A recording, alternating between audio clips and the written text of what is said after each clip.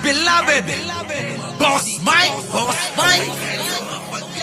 Cervera. President, dalawang araw na pong walang session ng Senado. Hindi malinaw kung magse-session sila before the adjourn CNDA. Your thoughts on the Senate impasse and what would you like to tell the senators? Get back to work. Get back to work because it's important. Ang dami natin kailangan gawin. Look, we had a meeting sa Uplift Committee and marami tayong kailangan pagawa sa mga batas. Like we were thinking may baka magka-supplemental budget, baka mag-amendahan namin ang mga ibang batas. Kita nyo? Kailangan para makapagbigay tayo ng tulong sa taong bayan dahil nga sa oil crisis. O, kita nyo, naniwala na kayo sa akin. Ang Pangulong si Manong Bongbong hindi nagpapahinga yan. Kita nyo mga kababayan, no? Kaka-interview lang kanina habang naka-live tayo kaninang umaga. Si Manong Bongbong, in-interview nila. Ano masasabi nyo sa nangyayari dyan sa Senado? Oh, ano sabi ni Pangulong Bongbong? Go back to your work daw. Oh, go back to work. Oh, ganun, di ba? Bumalik daw kayo sa trabaho nyo, mga putang ina nyo.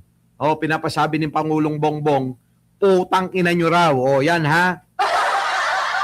Hindi makapagmura si Manong Bongbong eh. Oh, ako na lang. Ano ang ibig ko sabihin mga kababayan? Itong mga senador na kayayabang, lalong-lalo na si Alan Peter Cayetano, at saka si Marcoleta, at saka si Amy Marcos, at saka si Loren Legarda. Yang mga yan, Robin Padilla, mga mayayabang, wala namang nagagawa mga kababayan ko. Walang nagagawa. Oh, eto, tingnan nyo si Pangulo. Halos hati-hatiin niya na yung katawan niya para makapagsilbi sa taong bayan. Di ba? Di ba mga kababayan? Halos hati-hatiin na ang katawan ni Pangulong Bongbong Marcos. Hello. Wait lang. Ano yun? Pag may pagkakataon.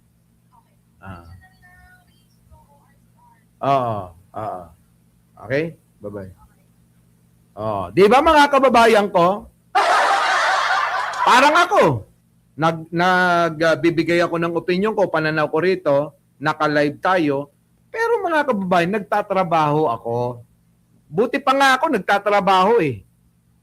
Para makatulong sa ekonomiya natin. Di ba?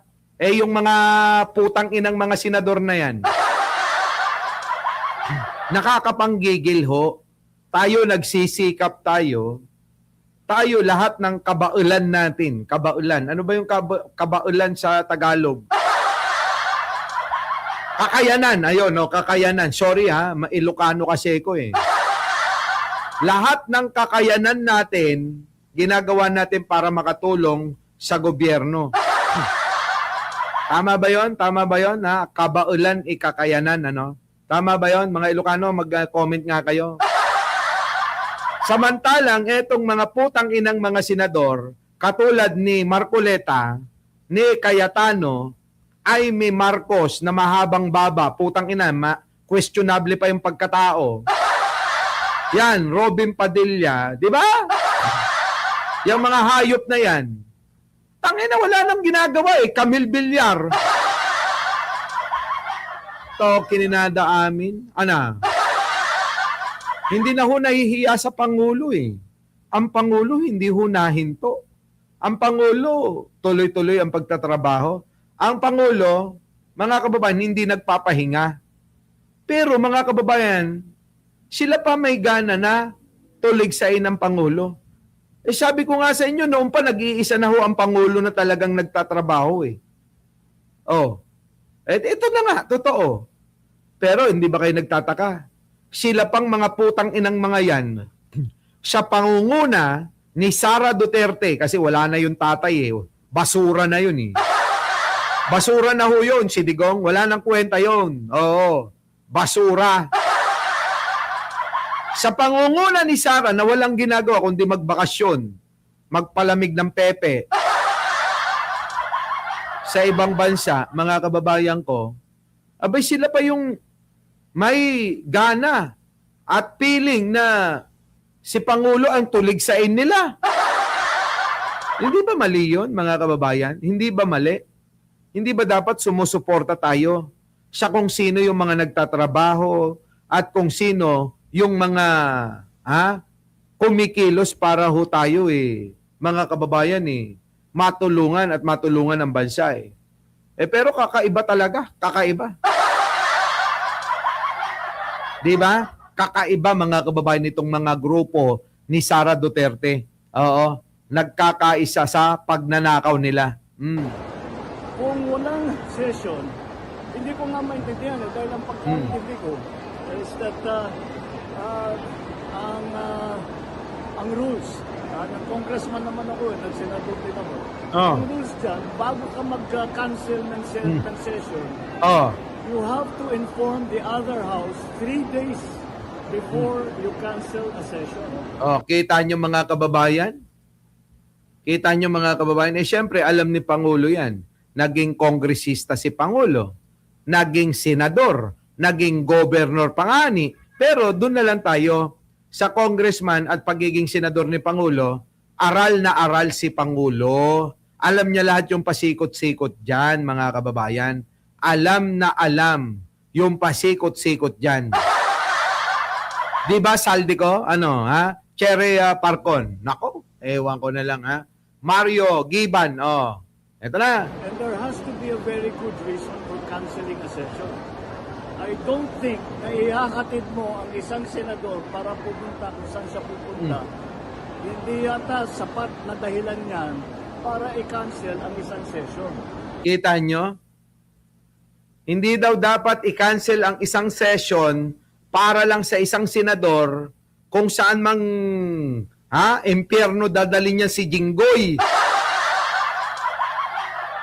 Diba? Si Jinggoy, mga kababayan, Kawawa naman, Kawawa naman pero deserve. Hindi daw yung katwiran, Marcoleta. Narinig mo ang Pangulo? Hindi daw katwiran yon, Marcoleta, na kayo ay sumama.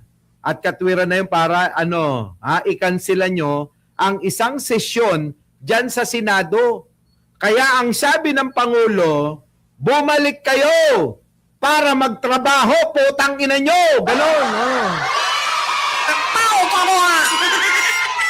Diba? Ang liwanag na sinasabi ng Pangulo mga kababayan, si Marcoleta ngayon nagtatantrums. Alam nyo yung batang agpasugnod nga agpasugnod-sugnod. Ano na yung agpasugnod sa Tagalog? Pakitagalog nga ho.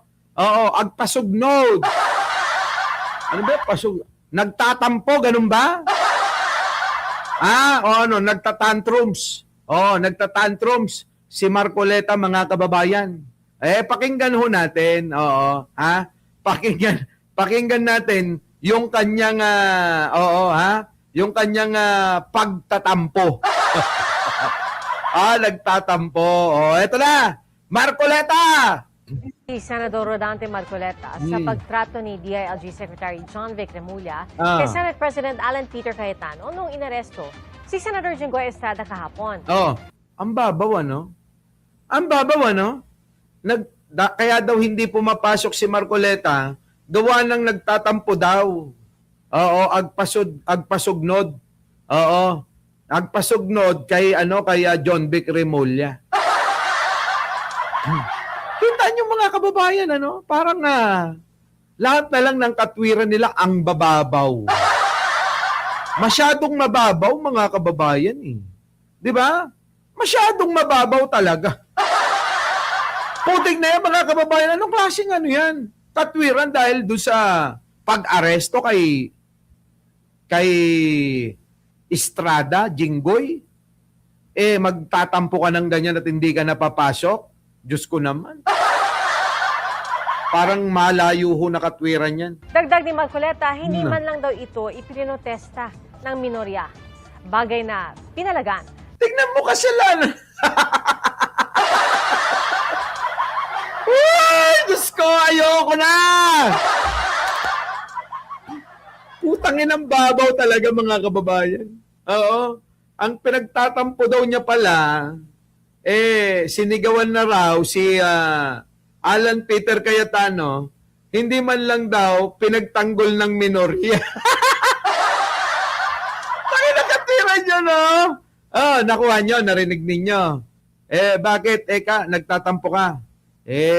Sinigawan si Senate President Alan Peter Cayetano ni John Vic Remulla, hindi man lang pinagtanggol ng minorya, hindi man lang nila pinagtanggol nila Ping Lacson. Utangin lang yan, mga kababayan. Ayop. Grabe. Anong klaseng ito? Anong klaseng katwiran? Anak ng pating, Kayo ba Kayo, mga kababayan, tatanungin ko kayo, alam ko namang maliliwanag ang isip nyo. Tama ho ba na ipang-alboroto mo yon? Tama ba na dahilan ng pagtatampo mo yon? Dahil hindi pinagtanggol si Alan Peter Cayetano? O dahil nakita mo na binabalahura na nga yung si Alan Peter Cayetano mo, Marcoleta? Buti nga, hindi sinabi ni Erwin Tulfo na kahit daw palakulin, yung piluka mo, matibay kasi nga mamahalin. Di ba, Bebe Nunez, Asel Batang, majority, lahat sila, nana. Di ba? Paano ko sabihin sa iyo, Marcoleta ni Erwin Tulfo? Kahit si Bakin. Oo. Balsigan nga, balsigan. Tama, no? Sa Ilocano kasi yon, pangbalsig nga kahit daw palakulin ang mukha ni Cayetano, mukha daw hindi tatalab. Sabi ni di ba? Sabi ni Erwin Tulfo, paano kaya kapag sinabi kay Marcoleta na sa kapal ng peluka ni Marcoleta, kahit na sibakin mo, mukhang hindi tatalaban.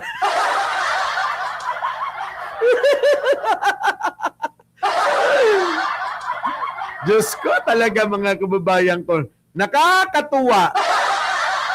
No? Wala, hindi na nga sabunutan Oo, sisibakin na lang Ewan ko na lang, mga kababayan, itong mga senador natin. Pasok! Senador Panfilo Lacson. Saksi, si Ian Cruz. Kita nyo, mga kababayan, hindi nyo ba napansin? Hindi nyo ba napansin? Si Marcoleta, laging special mention si Ping Lacson. Bakit? Si Ping Lacson lang ba ang minority senator? Bakit laging Ping Lacson ang pinanggigilan niya? Pwede naman kasi sila Rapi Tulfo, pwede naman sila Erwin Tulfo, di ba? Pwede naman sila JB Ejercito. Pwede naman yung iba diyan, di ba? Sila Tito Soto. Bakit ba laging special mention niya si Ping Lacson? Nagtataka lang ho ako Ano kayang meron Talagang mukhang personal yung galit ni Marcoleta kay Ping Lacson Gloria, bagay na pinalagan ni Senador Panfilo Lacson. Saksi, si Ian Cruz. Yan na. Naging tensyonado ang tagpo kahapon ng arestuhin si Senador Jingo Estrada Ayan sa na. Senado. Nagkataasan ng boses sina Senate President Alan Ayan na. at DILG Secretary John Vic Remulla. Sir, just outside the gate, we're going to walk 5 minutes. This is the Senate of the Philippines. It's never been done. We're just asking you to walk out. But let's walk. Let's walk. Let's walk. You can, sir, right now. Sir, you can. Kita nyo? Alam nyo, mga kababayan, eto explain ko sa inyo Explain ko sa inyo. Hindi naman pambabastos kasi galing kay John Vic Remulla. In fairness kay John Vic, ganun-ganun lang siya, ganun-ganun. Hindi nga nakibuhalos Pero nung hihilahin niya na si Jinggoy, hinarang niya. Ginanon niya ng kamay. Wait! Ngayon, eto namang si Alan Peter Cayetano, palibhasa, bakla. Mas maputak pa ho sa babae. Si Alan Peter Cayetano, di ba? Dila ng dila, ang putang ina, mas maputak pa sa babae. So si John Vic, ganon-ganon lang. Oh, ganon-ganon lang. Oh. Hinihila si Jinggoy Estrada na nauna na nagsabi na hindi ako magtatago sa poder ng Senado. Hindi ako magtatago o tatakbo. Haharapin ko Pero nung hinihila siya ni Alan Peter Cayetano, mga kababayan ko sumasama.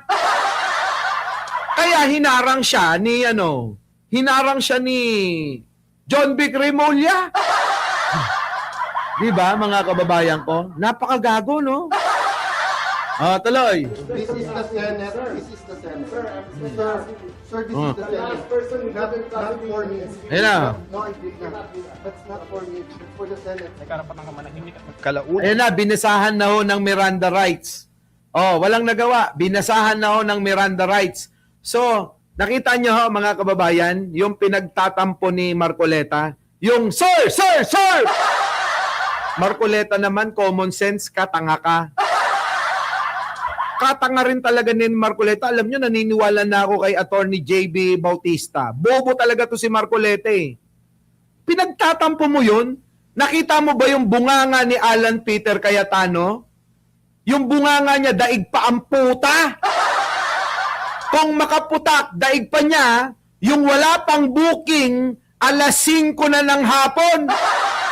Kaya putak ng putak ang putang ina. Hindi ba nakikita ni Marcoleta yun? Di ba? Pumutak ng pumutak Si Alan Peter Cayetano Kaya hindi na makasingit, hindi na nakikinig si Alan Peter Cayetano sa sinasabing mahinahon na salita, paring John Vic. Di ba? Ang hinahon ayaw makinig. Mas nauna pa yung kakaputak ni Alan Peter Cayetano. Sabi ko nga sa inyo, daig pa yung wala pang booking, 5:00 na ng gabi. Nang hapon pala, magtatakip silim na, parang yung noo niya. Mga kababayan ko, siyempre hindi na natin maiwasan na pang preno yung sinasabi o nasabi ni John Vic Remulla na, Sir! Di ba may paggalang pa rin kasi may sir? Utangin na to si Marcoleta ang babaw ng arasagid ka o kininam. Ay nabasahan din ng Miranda rights si Estrada. Yan na. Kabilang sa mga naroon si Senador Rodante Marcoleta. Ayun na si Marcoleta. Ayan na. Ang sinasabi ko sa inyo, ayan. Ngayon, yung damdamin ko hindi man lamang kami pinagbigyan, sinigawan ng SP President, ang Senate President. Kita nyo, sinungaling talaga, no? Sinigawan daw ng sinigawan yung Senate President. Walang iba kung hindi si Alan Peter Cayetano. Sinigawan ba ng sinigawan? Pinepreno lang yun, Marcoleta. Putang ina ka. Ang babaw mo naman. Ang babaw ng katwiran mo. Hayop ka. Bakit naman ganun ang naging pagtrato na? Kita nyo? Parang minaliit na kami. Kita nyo, papiling victim na sila.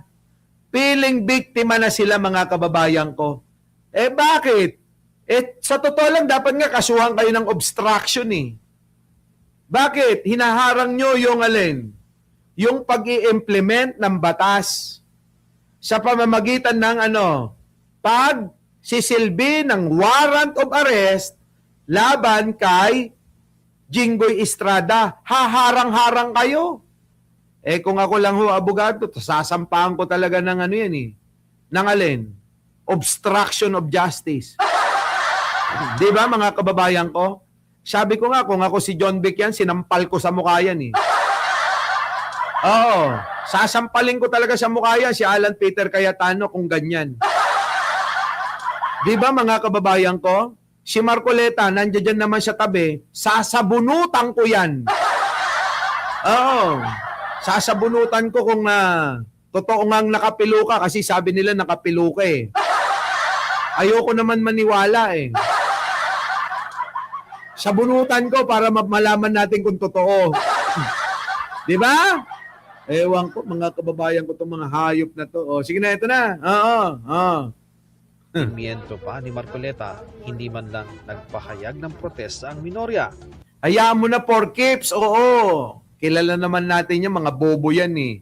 Bakit naman natin papatulan? O, para naman na alam mo naman yung mga yan, vlogger ang topic ng mga yan, hindi yung mga isyong ganito.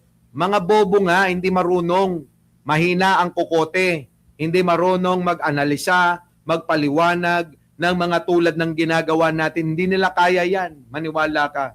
Kaya vlogger to vlogger lang yung kanilang mga content. Oh. Wala man lang ipinakita na protesta. 24 kami, dapat walang doon, walang iwanan doon. Naks! Ang presidente ng Senado dapat igalang. Pero itong isa sa kanila na Ay, teka muna. Bakit? Kagalang-galang ba si Alan Peter Cayetano, mga kababayan ko?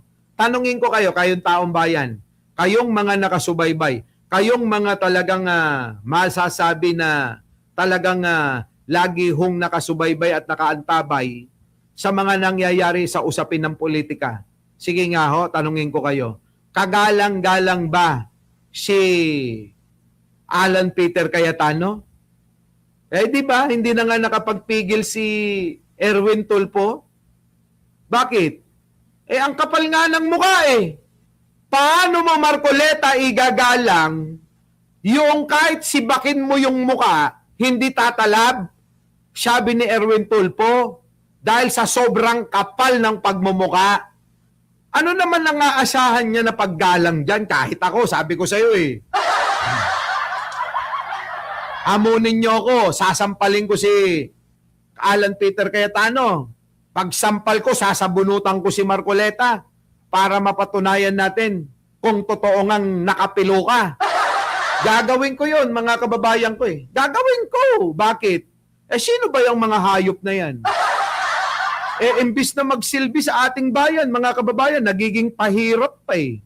Eh, wala na. Hindi nila deserve yung ating respeto. Kung tayo mismong mga Pilipino ang mga binabastos ng mga to, eto, yan, putang inang yan. Oh. Diba? Diba, mga kababayan ko? Oh.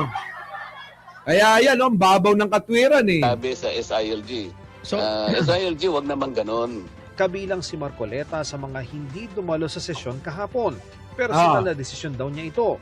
Sabi ni Senador Ping Lacson, ang pagliban ng majority bloc sa sesyon ng Senado ay isa raw tangkang gawing hostage ang trabaho ng lehislatura. Hindi kita nyo yung pangangatwiran ni Ping Lacson. Kita nyo malalim at mauunawaan mo kasi maliwanag. Yung katwiran ni Marcoleta, mga kababayan ko, hindi mo alam kung siya'y nagbabalik bata. Katwirang bata ho yun eh.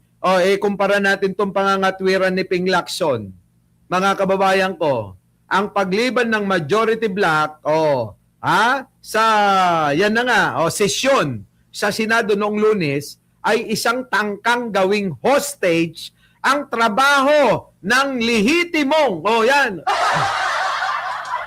dahil sa pag-aresto kay Jinggoy Estrada. Ngunit, wala naman itong sige, pakinggan natin. Sesyon kahapon. Personal na desisyon daw niya ito. Sabi ni Senador Ping Lacson, ang pagliban ng majority bloc sa sesyon ng Senado ay isa raw tangkang gawing hostage Kita nyo? ang trabaho ng lehislatura. Hindi Kita raw nyo? ito pagtindig para sa kasarinlan ng Senado Tama. kundi pagtalikod sa tungkulin. Tama, mga kababayan, napakaliwanag, di ba? Sino ngayon ang may maliwanag na katwiran? Yung katwiran ba ni Marcoleta dahil daw sinigawan kaya hindi na siya pumapasok? Nasigaw-sigawan daw si Cayetano? Kita nyo? Etong katwiran ni Ping Lacson na totoo namang eto na lang, gumagawa na lang kayo ng kwento, istorya, dahilan para i-hostage nyo yung trabaho nyo sa Senado para hindi na makagalaw itong mga trabaho nyo sa gobyerno, maputang ina nyo. Sinagot ni Lacson ang pahayag ni Marcoleta. Anya, kasalanan pa ng minority bloc na hindi nagprotesta dahil sinigawan ang Senate President. Pasalamat nga raw sila na hindi binigwasan ni Remulla si Cayetano dahil sa inasal niya. Kaya nga! Buti nga, ay sabi ko nga sa inyo, kung ako yung si Remulla, ay si, sasampaling ko yun eh. Sasampaling ko talaga, sorry kung ako yun, si alam mo, ang daming pagkakataon ni Remulla eh. Oo. Ang daming pagkakataon ni Remulla na hangaan siya ng mga Pilipino, pero hindi niya ginagawa eh. Pagkakataon, kung sinampal niya yun, di ba? Kung sinimpangol niya yun, nako, sikat na sakit ka, Remulla, putang ina, baka sabihin ko, Remulla for President! Di ba? Wala eh. Sabi tuloy ni Ping Lacson, buti nga, hindi ka daw binigwasan. Sabi naman ni Senadora Risa Ontiveros, lahat ng damdamin ay valid. Lahat ng mga damdamin na yan valid. Doon sa pagtapik, tanungin na lang nila si Senator Jinggoy kung sino-sino sa amin sa minority ay nananatili pa rin yung pag-care sa kanya bilang tao. Ang nangyayari ngayon sa Senado, ikinadismaya ng pamilya ng mga miyembro ng Senado bago ang martial law. Hindi raw ito ang Senado na kanilang kilala. Dahil sa kanila, ang Senado raw ngayon ay Senadong ikinahihiya ng buong bansa. Ang Senado na dati raw pandayan ng mga batas, naging kampo na ngayon ng mga lantarang lumalabag sa batas. Correct! Yan na ngayon ang problema, mga kababayan Di ba? Ayon sa Professor Emeritus ng UP-NCPAG na si Maria Fe Villamejor Mendoza, hindi magandang pangitain ang sitwasyon ngayon sa Senado. Ang dapat na debate ay polisiya, di ba? Pero parang ang nangyayari, parang personal na interest ng majority ang isinusulong. Ay, yun naman talaga, madam. Yung personal nilang agenda. Sabi ko sa inyo, isa lang ang tumbok niyan, kaya nagkakaganyan yan. Gusto nila na iligtas si Sara Duterte sa tiyak na masakdal na ng tuluyan, mapukpukan, mahatulan ng magnanakaw si Sara, plunderer si Sara.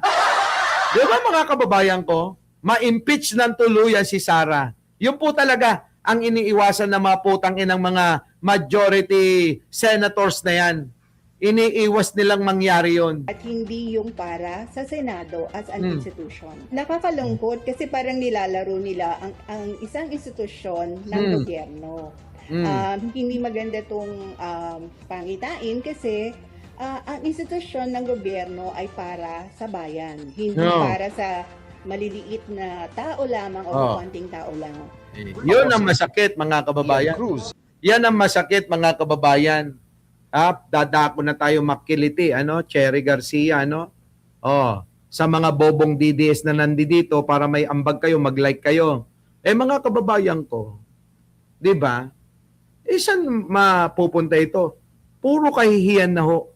Kahihiyan. Noong ko pa sinasabi ito, day 1 pa lang ng kaguluhan sa Senado, kahihiyan ng Senado, kahihiyan nating lahat na Pilipino.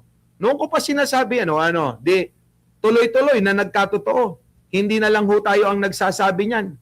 Kung hindi, maraming mga kababayan ko. Maraming. At ngayon nga, nanganganib nga po si Alan Peter Cayetano na ito ay may magaya kaya Kiko Barsaga na baka ma-expelled, mga kababayan. Baka ma-expelled po, mga kababayan, si Alan Peter Cayetano. Nako. Nakita nyo naman yung mga banat ni Erwin Tulfo, di ba? Na sa kapal daw ng mukha, hindi natatalab ang alin. Panibak. So, mga kababayan ko, talakayin natin yan, to be continue. yung pong itong si Alan Peter Cayetano nanganganib daw ho na masibak kagaya ho ni Kiko Barsaga. Muli, mga kababayan, maraming salamat sa inyong pagsama. Ako po ang inyong lingkod. Muli, Mike Cervera po. Sana'y wag po kayong magsawa sa aking pagmumuka. Dalangin ko lang naman at hangarin ko lang naman ay mapasaya kayo at mabalitaan ng totoo. Hindi po nambobola at wala pong halong kasinungalingan. Serbisyong totoo lamang. Maraming salamat po. Our beloved Boss Mike Cervera.